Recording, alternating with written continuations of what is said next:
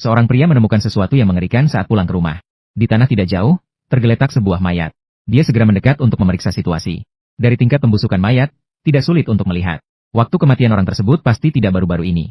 Namun yang aneh adalah, mengapa tidak ada petugas yang datang untuk menangani? Da Zhuang dengan bingung berjalan ke depan. Namun, hal yang lebih aneh terjadi. Hanya terlihat kekacauan di lokasi. Beberapa mobil pribadi dibuang sembarangan di pinggir jalan. Dan di dalamnya terdapat banyak mayat. Da Zhuang tidak mengerti apa yang sedang terjadi. Dia bahkan mengira ada kru film yang sedang syuting di sini.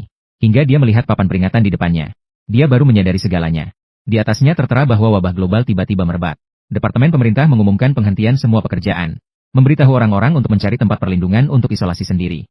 Melihat pemandangan ini, Da Zhuang merasa tidak enak. Dia segera mengemudikan mobil kesayangannya menuju rumah.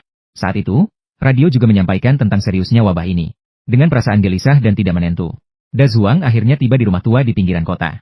Namun sayangnya, ketika dia membuka pintu besi, bau busuk menyengat tiba-tiba menyengat hidungnya. Meskipun dalam hati dia sudah memikirkan kemungkinan terburuk.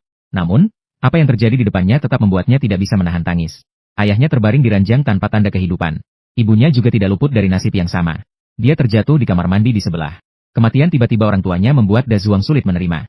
Namun sekarang semuanya sudah terjadi. Pen menyesal sudah terlambat. Setelah merapikan emosinya, Da Zhuang menguburkan pasangan tua ini bersama-sama. Hal selanjutnya yang perlu dipikirkan adalah bagaimana cara bertahan hidup di dunia yang hancur ini. Keesokan harinya, pagi-pagi sekali, Da Zhuang pergi ke gereja di kota kecil. Di depan, banyak mobil terparkir. Mungkin saja di sini ada penyintas lain seperti dirinya. Namun ketika dia sampai di dalam, dia menemukan bahwa harapannya tidak terpenuhi. Semua orang tidak dapat lolos dari cengkraman virus. Kemudian Da Zhuang bersiap untuk meninggalkan desa menuju kota. Di sana peralatan medis lengkap. Pasti ada yang akan selamat. Namun ketika dia tiba di jembatan yang menuju kota, dia menemukan bahwa jalan di depannya terhalang oleh pagar besi yang kokoh. Jika dibandingkan dengan desa yang terpencil, kota yang padat penduduk jelas merupakan daerah rawan virus. Namun Da Zhuang sama sekali tidak ingin menerima kenyataan ini. Dia memutar kembali mobilnya, mengelilingi satu lingkaran besar. Hingga larut malam, dia baru tiba di kota. Namun saat ini, jalanan yang ramai sudah sepenuhnya kosong. Memegang harapan yang tersisa di dalam hatinya, Da Zhuang tiba di pusat perbelanjaan yang paling ramai. Mereka semua pergi kemana? Halo. Namun harapan itu berubah menjadi kekecewaan. Tidak ada yang membalas suaranya. Saat itu, Da Zhuang benar-benar melepaskan diri. Lagi pula, kota ini memang sudah tidak ada orangnya. Dia mandi air panas dengan nyaman di lantai atas. Kemudian dia datang telanjang ke meja bar, mencicipi anggur mahal yang dulu tidak berani diharapkan dengan seenaknya. Tapi saat itu, beri saya satu porsi lagi.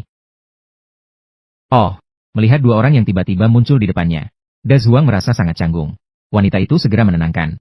Dia memberitahu Da Zhuang, dia dan Milton hanya rekan kerja, agar dia tidak perlu khawatir. Setelah mengenakan pakaian, Da Zhuang mengajukan pertanyaan yang mengganggu pikirannya.